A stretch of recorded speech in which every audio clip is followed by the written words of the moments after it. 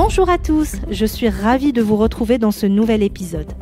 Biomédicalement Vôtre, la juste prescription des examens biologiques, c'est le podcast qui aide les professionnels de santé à anticiper les risques et à cultiver les bonnes pratiques liées à la prescription des examens de biologie.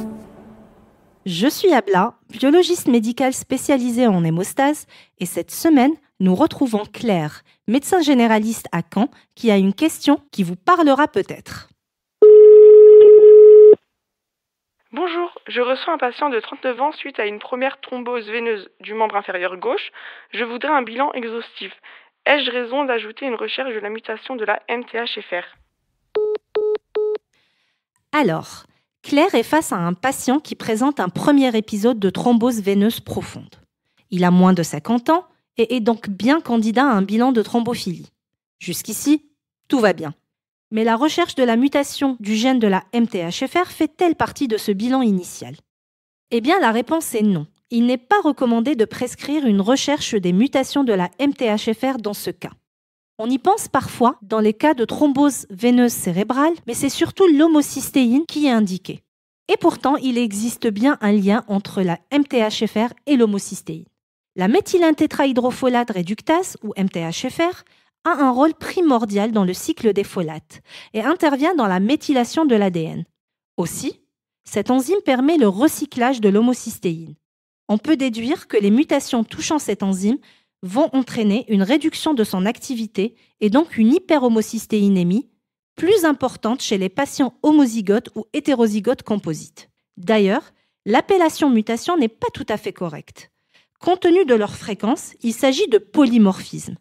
Et les deux polymorphismes les plus connus sont le 677 C dans T et le 1298 A dans C. C'est d'ailleurs le premier qui est le plus en faveur d'une hyperhomocystéinémie. Et donc, quand prescrire le dosage de l'homocystéine ? Il est proposé de doser l'homocystéine dans deux situations. En cas de thrombose veineuse cérébrale, en deuxième intention en cas de bilan initial négatif, et chez l'enfant. Mais chez l'enfant, l'hyperhomocystéinémie survient dans un cadre syndromique avec une hyperhomocystéinémie sévère. D'ailleurs, son rôle en tant que facteur de risque biologique de thrombose a longtemps été discuté.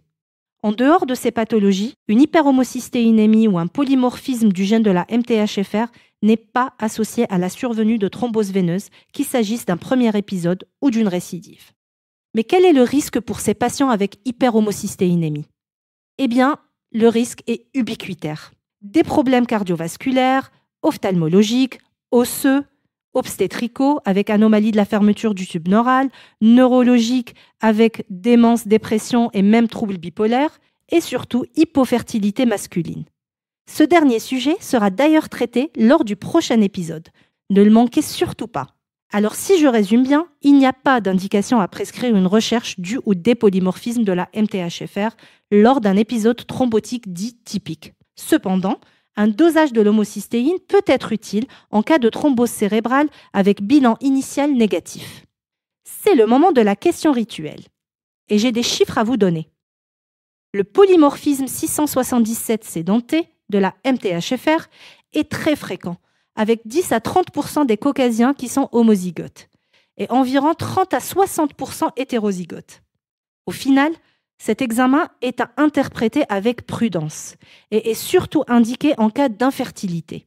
Pour en savoir plus, ne ratez surtout pas l'épisode avec Amandine. Vous souhaitez suivre nos actualités ? Inscrivez-vous à notre newsletter et abonnez-vous à notre podcast. Vous êtes un professionnel de santé ? Vous vous posez une question ? N'hésitez pas aussi à nous écrire à biomédicalementvôtre@lab-serba.com. Nous tâcherons d'y répondre dans un prochain épisode. À bientôt!